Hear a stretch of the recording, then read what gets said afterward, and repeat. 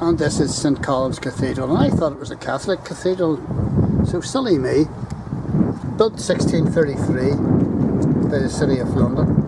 One of the first cathedrals to be built after the Protestant Reformation. It was quite plain, but has been added to significantly. The cathedral is a working church and contains a museum of artefacts in connection with London. Churchyard are many interesting graveyards of merchants, soldiers, architects and tradespeople. In the corner is the Siege Heroes Mound, reputedly containing the remains of people killed during the siege of Derry. There you are. High church wall behind you is, with its two small watchtowers at either end, was built to protect the cathedral from cannon fire. And there you go, that's why this bit of the wall is much higher. My goodness. My goodness. And there's the wee watchtower at the end.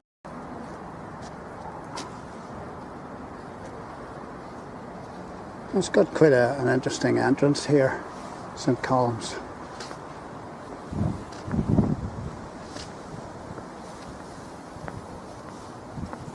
Coat of arms.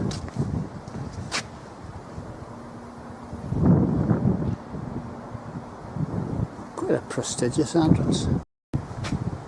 This is a funny looking crest to be on the front of a cathedral. Strange.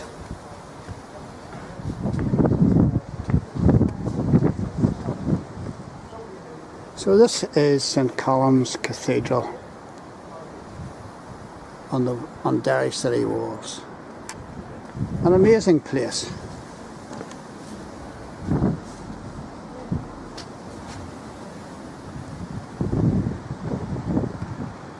Look at this.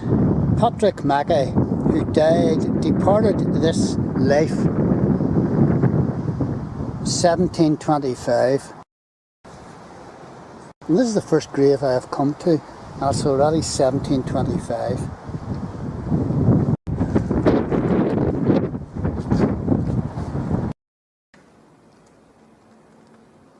And this is the notice board of the church.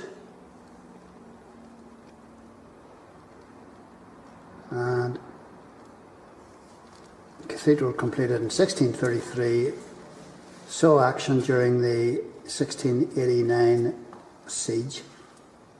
And that's why they built the city walls higher along the wall to withstand cannon fire.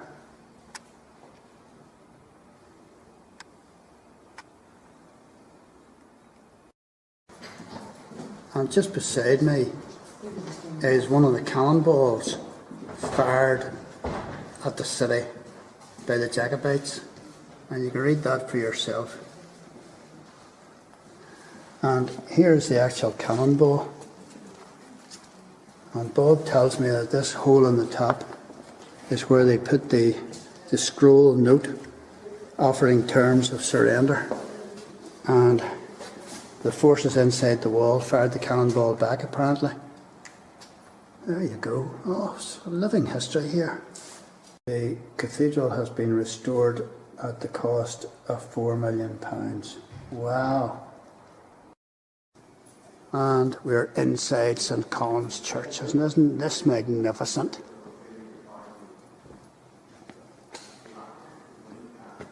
Look at that roof. Boyso. That's tick. And this, the church has just, as I was saying there, or reading, was refurbished quite recently. And it's open to the public. Now this organ up above here apparently isn't operational.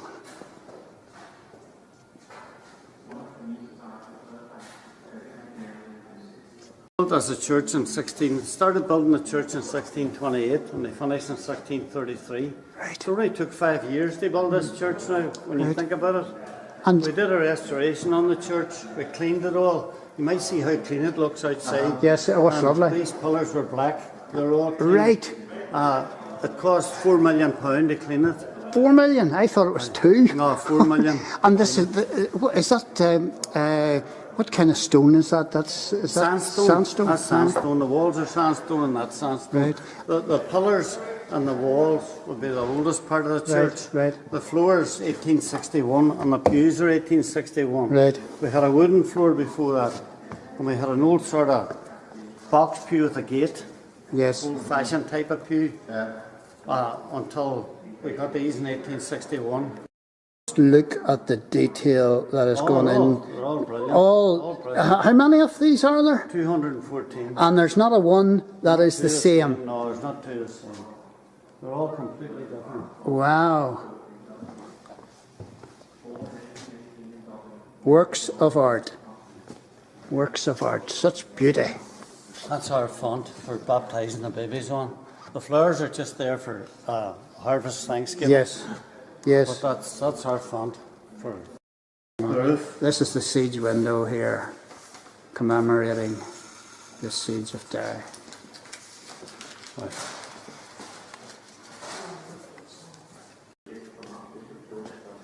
See, there's those bones again on. See that? Yeah.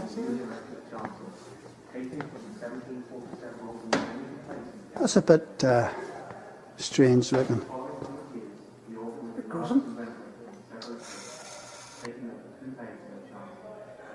What are called mortuary symbols. This is our oldest plaque in the church. And those are what are called mortuary symbols. Right. Very popular back in the 1600s, Yes. 1700s. Yes. They're all signs of death. Right. Skull and crossbones. Yes. Coffin. Spades for digging graves. Angels with the tongues of fire, which came when people died from Yes. the Old Testament. Right. Hourglasses lying on their side to Right. show that there's no life going through. Right. So every one of those is signs of death, and they're called mortuary symbols. Brilliant. You get into our graveyard, Yes. you'll find a grave with a skull and crossbones on it, or an hourglass lying on it. Right. In the graveyard, you'll see that on the graves as well. Right. But this is a complete Plaque. this is a complete assembly of mortuary symbols, and we had a man on here in the church who does a survey on these, and is interested in them, does a history of them, and he said this is only the second place that he's found a full set. Full set. You can find a skull and a crossbones Yes. and maybe the hourglasses, but not a full set.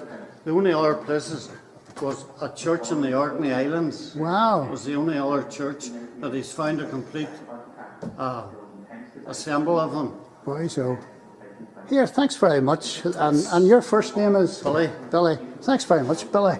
And this whole plaque dates from what, Can 1670? you see it up there? So I think it's 1675. No, it must be. It's 1633, is it? 1633. That's our oldest. We have one up at the very top under at the Right. top, 1667, and that's the second oldest. So Right. This is the This is oldest. 1633. Just picked this amazing fact up from Billy inside there that John Newton, the slave ship owner, who wrote later on Amazing Grace, he was shipwrecked. His ship was called the Greyhound, and he was shipped off the coast of Donegal, and he came to St Columb's. Where are we? St Column's Cathedral. St Column's Cathedral here, and while there he renounced his slavery, and he wouldn't practice slavery anymore. And it was at this church that he had this conversion experience in the late 1700s. Mrs. Cecil Frances Alexander, and she was the bishop's wife of this church, and she wrote All Things Bright and Beautiful. And what else is your? Royal David City. Once in Royal David City, Green Hill far and there is a Green Hill far away. The golden gates are lifted up. And the golden gates are lifted up. So strong historical connections and Christian connections